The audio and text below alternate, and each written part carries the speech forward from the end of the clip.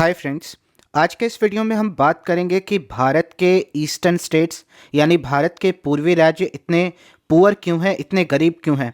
आपको याद होगा कि हाल में ही नीति आयोग ने अपनी एक रिपोर्ट पब्लिश की थी मल्टी डायमेंशनल पॉवर्टी इंडेक्स की। उसमें से भारत के 3 पूर्वी राज्य, जिसमें बिहार टॉप पे था, सेकंड पे झारखंड था और थर्ड पे यूपी था। तो इस रिपोर्ट की नीति आयोग में ये पता चला है कि भारत की जो गरीबी है वो कॉन्सेंट्रेटेड है पूर्वी राज्यों में और सेंट्रल स्टेट्स में। तो आज हम इसको डिकोड करने की कोशिश करेंगे कि भारत के पूर्वी राज्य इतने गरीब क्यों हैं और इस गरीबी का कारण क्या है। क्या हिस्टोरिकल रीजंस हैं, क्या ज्योग्राफी अपना रोल प्ले करता है, क्या इनके राजनेता या फिर यहाँ के लोग इसके लिए जिम्मेदार हैं। आज के इस वीडियो में हम लोग समझेंगे। तो वीडियो में आगे बढ़ें उससे पहले मेरा नाम है आकाश और आप देख रहे हैं बैकबेंचर्स गुरु। अगर आप चैनल पे नए हो तो चैनल सब्सक्राइब कर लीजिए, साथ ही साथ नोटिफिकेशन का बेल आइकन प्रेस कर लीजिए ऐसे ही करंट अफेयर्स और जनरल नॉलेज वीडियोस के लिए। तो सीधा आते हैं कि नीति आयोग ने अपनी रिपोर्ट में क्या कहा है। नीति आयोग ने मल्टी डायमेंशनल पॉवर्टी इंडेक्स की रिपोर्ट जारी की है, जिसमें भारत के 3 पूर्वी राज्य टॉप पे हैं पॉवर्टी इंडेक्स में। भारत का बिहार सबसे गरीब राज्यों की सूची में टॉप पे आता है। बिहार में करीब 52% लोग गरीब हैं।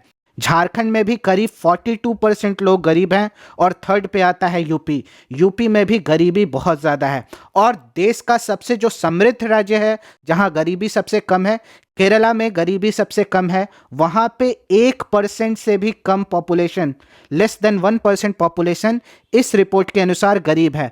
तो केरला अच्छा कर रहा है गरीबी हटाने में। और आप वेस्टर्न स्टेट्स को देखो, गुजरात, महाराष्ट्र, कर्नाटका, ये भी यहाँ पे भी गरीबी कम है। पंजाब और हिमाचल में भी गरीबी कम है और साउथ का तमिलनाडु और केरला में गरीबी कम है। बाकी आप ये ईस्टर्न स्टेट्स देखो, बिहार में गरीबी ज़्यादा है, झारखंड में गरीबी ज़्यादा है, वेस्ट बंगाल में गरीबी है, उड़ीसा, छत्तीसगढ़, यूपी और एमपी बहुत ज़्यादा गरीब हैं। तो इसका कारण क्या है, इस रिपोर्ट का पैमाना क्या है, नीति आयोग ने इसको मेज़र कैसे किया। तो नीति आयोग ने 3 फैक्टर को कंसिडर किया है इसको मेज़र करने के लिए। एक है हेल्थ, दूसरा है एजुकेशन और थर्ड है स्टैंडर्ड ऑफ लिविंग। ठीक है, तो ये तीनों पैरामीटर को नाप के तीनों का इक्वल वेटेज है 1/3, 1/3, 1/3। इन तीनों को कंट्रीब्यूशन को देखते हुए इसको मेजर किया गया है मल्टी डायमेंशनल पॉवर्टी इंडेक्स को। आगे बढ़ने से पहले आपको एक बात और बता दूं कि दुनिया भर की एक सूची जारी होती है जिसमें मल्टी डायमेंशनल पॉवर्टी इंडेक्स को मेजर किया जाता है। ये तो इंडिया का हो गया, एक दुनिया का भी मेजर किया जाता है जिसको कौन पब्लिश करता है, UNDP, United Nations Development Programme और Oxford poverty and human development initiative. तो ऑक्सफोर्ड और यूएनडीपी मिलकर ये रिपोर्ट जारी करता है जिसमें भारत का रैंक 66 है आउट ऑफ 109 कंट्रीज। दुनिया भर के गरीब देशों की सूची में भी भारत बहुत पीछे है। तो हमारे देश में गरीबी है, ये बात आपको स्वीकार करनी चाहिए। और इसको कैसे दूर करें, भारत के पूर्वी स्टेट्स क्यों गरीब हैं, इसको डिकोड करना चाहिए। क्योंकि जैसा कि प्रधानमंत्री ने भी अपनी एक स्पीच में कहा था कि जब तक इंडिया के पूर्वी स्टेट्स, फिर से सुनिए, जब तक इंडिया के पूर्वी स्टेट्स डेवलप नहीं होंगे तब तक इंडिया का ग्रोथ नहीं होगा। क्योंकि आप एक डिवाइड देखो इस मैप में, इंडिया के वेस्टर्न स्टेट्स ज़्यादा समृद्ध हैं, ईस्टर्न स्टेट्स कम समृद्ध हैं। एक नॉर्थ साउथ डिवाइड भी आप देखो, इंडिया के सदर्न स्टेट्स जैसे केरला, तमिलनाडु, कर्नाटका, तेलंगाना, आंध्र प्रदेश, महाराष्ट्र, ये सब ज़्यादा समृद्ध हैं। और आप नॉर्दर्न स्टेट्स देखो, राजस्थान, यूपी, बिहार, झारखंड, वेस्ट बंगाल, फिर नॉर्थ ईस्ट के बहुत सारे स्टेट, ये गरीब हैं। तो इस गरीबी का क्या रीज़न है, बहुत सारे लोग हिस्टोरिकल रीज़न देते हैं कि हिस्ट्री में भी ये पहले गरीब थे। बहुत सारे लोग बोलते हैं कि यहाँ की ज्योग्राफी इनको गरीब बना के रखती है, यहाँ की ज्योग्राफी सूटेबल नहीं है ग्रोथ और डेवलपमेंट के लिए, और ये लोग लैंड लॉक्ड हैं। तो मेरे हिसाब से ये रीज़न उतना इंपॉर्टेंट नहीं है। हमने बहुत बार देखा है कि जो स्टेट्स लैंड लॉक्ड भी हैं, जैसे आप पंजाब का एग्जाम्पल ले लो, वो भी अमीर हो सकते हैं। कैसे पंजाब अमीर है, पंजाब की इकोनॉमी एग्रीकल्चर बेस्ड है, पंजाब की इकोनॉमी एग्रीकल्चर बेस्ड है, लेकिन एक्सपोर्ट ज़्यादा करती है। तो एक्सपोर्ट ज़्यादा करने से समृद्धि आती है, इकोनॉमिक ग्रोथ होता है स्टेट्स का। उसी तरह आप एग्जाम्पल ले लो तेलंगाना का, तेलंगाना क्या प्रोवाइड करता है? तेलंगाना में हैदराबाद है, वहाँ पे मल्टीनेशनल कंपनीज इन्वेस्ट करती है, आईटी हब है, साइबर हब है, तो वहाँ पे भी ग्रोथ और डेवलपमेंट है। तो ऐसा जरूरी नहीं है कि आपके पास पोर्ट होगा तभी आपके पास सी लाइन का, कोस्ट लाइन का एक्सेस होगा तभी आप ग्रोथ और डेवलपमेंट कर सकते हो। तो ये एक मिथ है। तो आगे हम लोग देखेंगे। और इन जो राज्यों में भी कुछ डिस्ट्रिक्ट ऐसे हैं जो ज़्यादा गरीब हैं। अब डिस्ट्रिक्ट वाइज भी रिपोर्ट नीति आयोग ने जारी की है। जैसे आप देखिए, जो नेपाल से सटा हुआ इलाका है बिहार का, जो नेपाल से सटे हुए जिले हैं, वो ज़्यादा गरीब हैं। क्यों गरीब हैं? क्योंकि एक तो फ्रीक्वेंट फ्लडिंग होती है, बाढ़ बार बार आता है, और ज़्यादा टाइम डेवलपमेंट, रीडेवलपमेंट, बाढ़ से बचने, बाढ़ के बाद रीबिल्ड करने में चला जाता है। फिर आप देखोगे ये जो कोस्ट लाइन वाले जिले हैं वो समृद्ध हैं।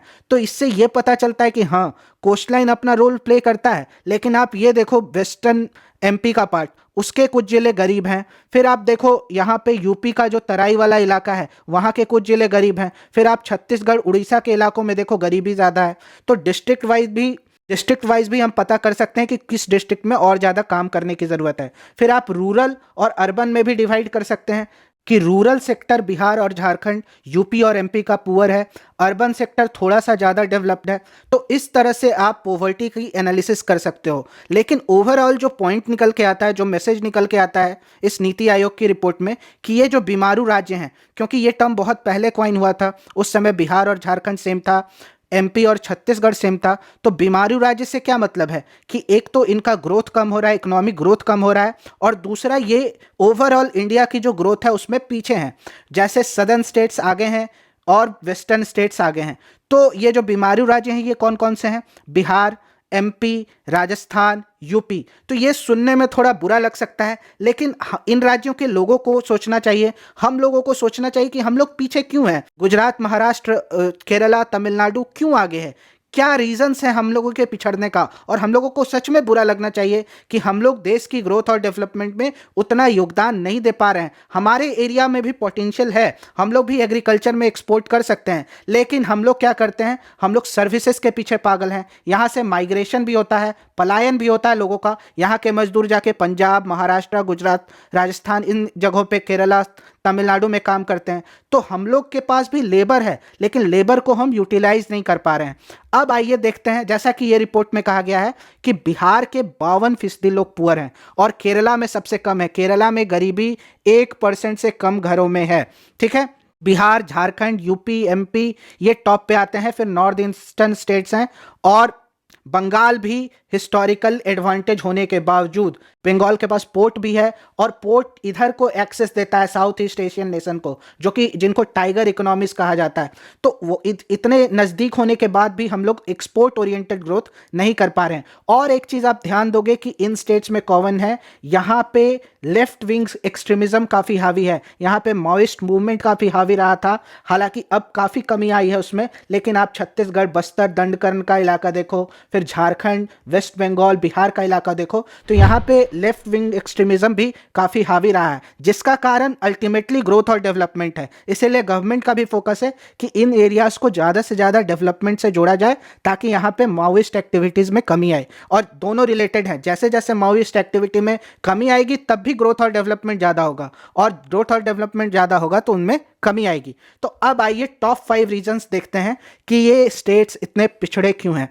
पहला रीजन है, ना हिस्ट्री ना ज्योग्राफी, दोनों को ओवरकम किया जा सकता है, लेकिन पॉलिटिक्स जो है यहाँ की कास्ट बेस्ड है। तो सबसे बड़ा रीजन पॉलिटिक्स है। हालांकि मैं अपने वीडियो में पॉलिटिक्स को दूर रखता हूँ, लेकिन इन राज्यों के गरीब होने का बहुत बड़ा कारण पॉलिटिक्स है, यहाँ की राजनीति है। यहाँ पे राजनीति कैसी होती है? यहाँ पे राजनीति कास्ट बेस्ड होती है। यहाँ के लोगों को कास्ट देख के वोट करना होता है, और यहाँ के लोग डेवलपमेंट और इकोनॉमिक ग्रोथ को अपना मुद्दा नहीं बनाते हैं। तो ये रीज़न है पिछड़ने का। और यहाँ के नेताओं को भी पता है कि हम अगर डेवलपमेंट और ग्रोथ की बात करेंगे तो हमें शायद वोट ना मिले, लेकिन अगर हम कास्ट की बात करेंगे, डोमिनेशन की बात करेंगे, कास्ट बेस्ड पॉलिटिक्स करेंगे, तो हमारी राजनीति ज़्यादा चमकेगी। यूपी से देश के 9 प्रधानमंत्री आए हैं, लेकिन अभी भी हमारे प्रेजेंट प्राइम मिनिस्टर मोदी जो हैं वो वाराणसी के सांसद हैं, लेकिन यूपी 3rd नंबर पे आता है गरीबी में। तो इतने ज़्यादा प्राइम मिनिस्टर देने के बावजूद इधर का विकास नहीं हो पाया है। ये एक सोचने वाली बात है हम सब के लिए। क्यों ये कारण है? क्योंकि यहाँ की जो कॉन्स्टिट्यूएंसीज हैं, यहाँ पे पार्लियामेंट्री सीट ज़्यादा हैं, इसीलिए पॉलिटिकल पार्टीज वोट के लिए तो इधर आती हैं, लेकिन ग्रोथ और डेवलपमेंट, इंडस्ट्रियलाइजेशन इस एरिया का नहीं हो पाता है। और यहाँ के SC ST पॉपुलेशन को जब तक हम एम्पावर नहीं करेंगे तब तक इन एरियाज का ग्रोथ और डेवलपमेंट नहीं हो पाएगा। तो कास्ट बहुत बड़ा मुद्दा है इन एरिया का, और कास्ट एक मेजर रोल प्ले करता है यहाँ के पॉलिटिक्स में। और यहाँ के जो चीफ मिनिस्टर भी हैं उनको पता है कि अगर हम कास्ट की बात करेंगे तो ज़्यादा फायदा होगा रादर देन ग्रोथ और डेवलपमेंट। हालांकि ये सारे राज्य को एक साथ एक रीजन में बांधना संभव नहीं है, लेकिन हम लोग सारे ईस्टर्न स्टेट्स को एक साथ देख रहे हैं, जिसमें बिहार, झारखंड, वेस्ट बंगाल, यूपी और उड़ीसा आता है। छत्तीसगढ़ को भी आप कंसिडर कर सकते हैं। ठीक है, तो सारे राज्य का अपना अपना मुद्दा है, लेकिन ओवरऑल जो सारे राज्यों में कॉमन मुद्दे हैं उसको हम लोग डिस्कस करेंगे। दूसरा है यहाँ की डेमोग्राफी। यहाँ पे जैसा कि मैंने आपको बताया, लिटरेसी लेवल लो है, कास्ट बेस्ड पॉलिटिक्स होती है, लार्ज सेक्शन ऑफ पॉपुलेशन जो इकोनॉमिकली और सोशली बैकवर्ड है, और यहाँ पे पॉपुलेशन भी काफ़ी बूम हुआ था। यहाँ की पॉपुलेशन है नॉन इंटरप्राइजिंग है, एंटरप्रेन्योरशिप से डरती है, सर्विसेज की ज़्यादा डिमांड है, हर कोई नौकरी करना चाहता है रादर देन बिजनेस, इंडस्ट्रियलाइजेशन। यहाँ पे उन सब का स्कोप नहीं है, तो ये भी कारण है कि यहाँ की जनसंख्या गरीब है।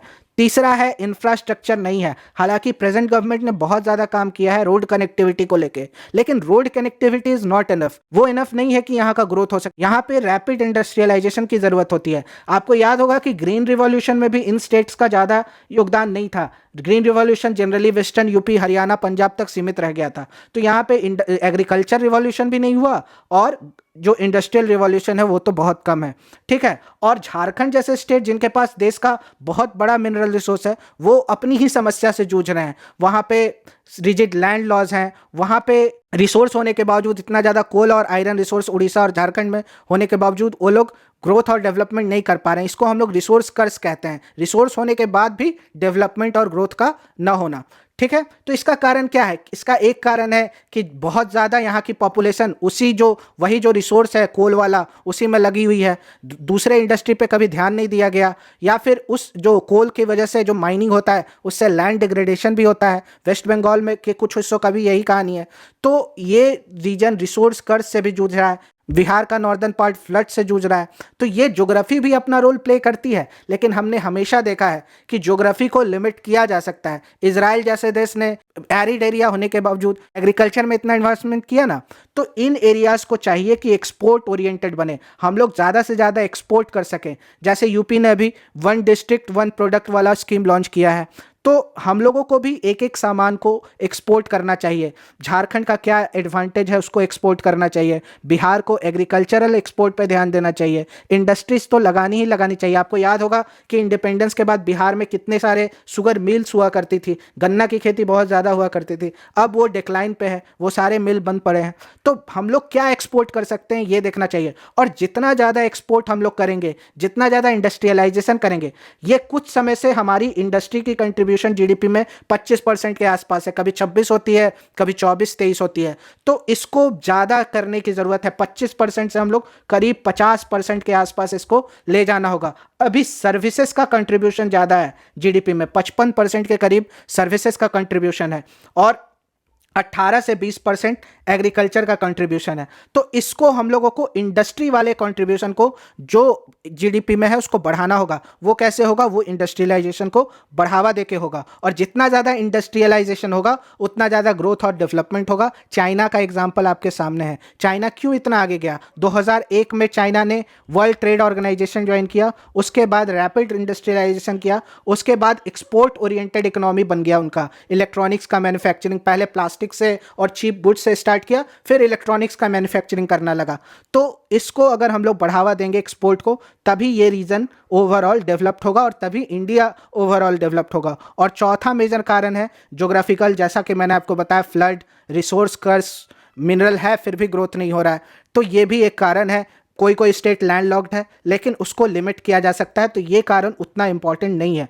पांचवा है सेंट्रलाइज्ड पॉलिसी। तो पॉलिसी मेकिंग में भी बहुत ज़्यादा फ्लॉ है। गांधी जी क्या बोल के गए थे कि ग्राम पंचायत को, विलेज रिपब्लिक को एम्पावर करो। ग्राम पंचायत को एम्पावर करने के बजाय हम लोग सेंट्रलाइज्ड पॉलिसी पे जाते हैं। दिल्ली में पॉलिसी बनती है, फिर बिहार के गांव में, झारखंड के गांव में, छत्तीसगढ़ के गांव में जाती है। नहीं, वहाँ के जो लोकल पीपल है उनको अपनी नीड्स का पता है, उनको पता है कि हम क्या एक्सपोर्ट कर सकते हैं, उनको पता है कि यहाँ पे पानी की समस्या है कि नहीं, यहाँ पे इस चीज़ का प्रोडक्शन होगा कि नहीं। तो वहाँ के जब तक लोगों को आप साथ लेके नहीं चलेंगे, वहाँ की लोगों का रोल जब तक नहीं होगा पॉलिसी मेकिंग में, और इधर से टॉप डाउन अप्रोच जब तक रहेगा, तब तक पॉलिसी एग्जीक्यूट भी नहीं हो पाएगा और करप्शन को बढ़ावा मिलेगा। तो करप्शन और पॉलिसी, सेंट्रलाइज्ड पॉलिसी, ये बहुत बड़ा रोल है इन राज्यों के पिछड़ने का। लोकल नीड्स के हिसाब से हम लोगों को पॉलिसी बनानी होगी। और अगर हम इन 5 कारणों पे ध्यान दें तो हम लोग हिस्टोरिकल और ज्योग्राफिकल फैक्टर को ओवरकम कर सकते हैं, और पांचों फैक्टर को साथ में काम करना होगा। पॉलिटिक्स और ब्यूरोक्रेसी एक दूसरे के बिना चल नहीं सकती है। जब तक लोग नहीं अवेयर होंगे तब तक पॉलिटिक्स और ब्यूरोक्रेसी अच्छे से काम नहीं करेगी। जब तक इंडस्ट्रियलाइजेशन नहीं होगा तब तक इकोनॉमिक ग्रोथ संभव नहीं है। इंडस्ट्रियलाइजेशन नहीं होगा तो जॉब नहीं मिलेगी, जॉब नहीं मिलेगी तो यहाँ से लेबर का ड्रेन होगा, यहाँ से लेबर पंजाब, महाराष्ट्र, तेलंगाना इधर चला जाएगा, साउथ में केरला में चला जाएगा। तो ये सारे रीजन्स इंटर रिलेटेड हैं।